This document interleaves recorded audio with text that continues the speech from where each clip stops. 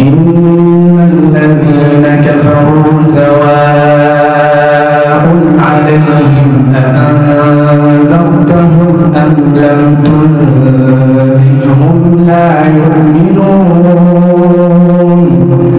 ختم الله على قلوبهم وعلى سمعهم وعلى أبصارهم غشاوة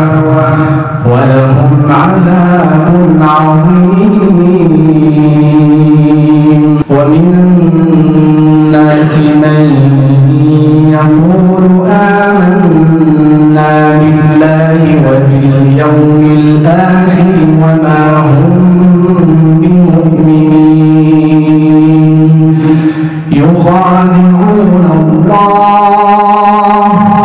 يخادعون الله والذين آمنوا وما يخدعون إلا أنفسهم وما يشعرون في قلوبهم مرض فزادهم الله